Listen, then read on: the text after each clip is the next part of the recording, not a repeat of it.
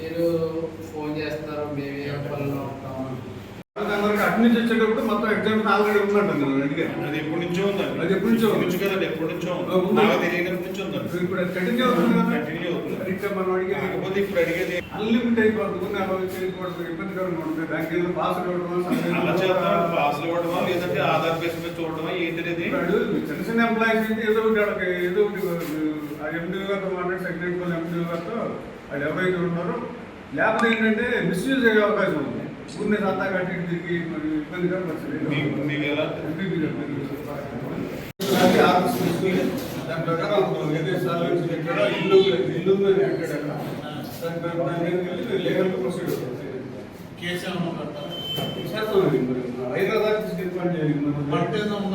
పంట ముందు మేము హ్యాండ్ ఓవర్ చేసుకున్నాం. ప్రజెంట్ మీరు చెప్పడానికి హ్యాండ్ ఓవర్ చేసుకున్నాం.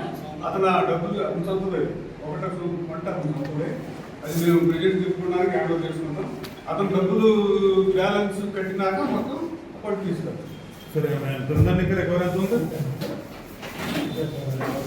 53,450 డిపాజిట్ ఉంటుంది కదండి. ఆయన కూడా మీరు హ్యాండ్ ఓవర్ చేసుకుంటారు.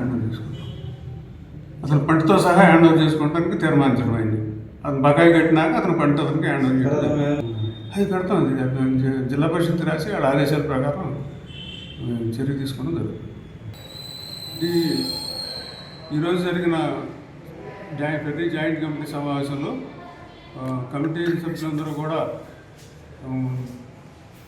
దీన్ని అతను బకాయి సరిగ్గా కట్టలేదు కాబట్టి, దవేజీ గారు బకాయి సరిగ్గా కట్టట్లేదు కాబట్టి మొత్తం పంటని అది రేవుని హ్యాండ్ ఓవర్ చేసుకోవడానికి తీర్మానించడమైంది. దాన్ని వీలు చూసుకుంటే 2వ తారీఖు 3వ తారీఖు అనేది దానికి హ్యాండ్ ఓవర్ చేసుకోవడం జరుగుతుంది. డిపార్ట్మెంటల్గా నిర్వహించడమే జరుగుతుంది. ఎంత సార్ బకాయి ఎంత ఉంది సార్ ఆయన కట్టవలసి? బకాయి 53 లక్షలు ఉందండి సుమారు. సార్ ఇన్నిసార్లు మరి ఎందుకు అవకాశం ఇచ్చారు సార్ ఆయనకి?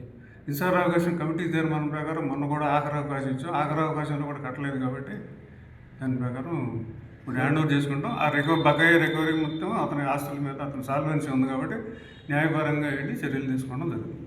సార్ అతను డ్యూరేషన్ టైం కమిటీ నిర్మాణం జాయింట్ కమిటీ తీర్మానం నిర్ణయం మేరకు జిల్లా పరిషత్కు పంపించాం. జిల్లా పరిషత్ వారి ఆదేశాల ప్రకారం అతనికి హ్యాండ్ ఓవర్ చేయడం జరిగింది.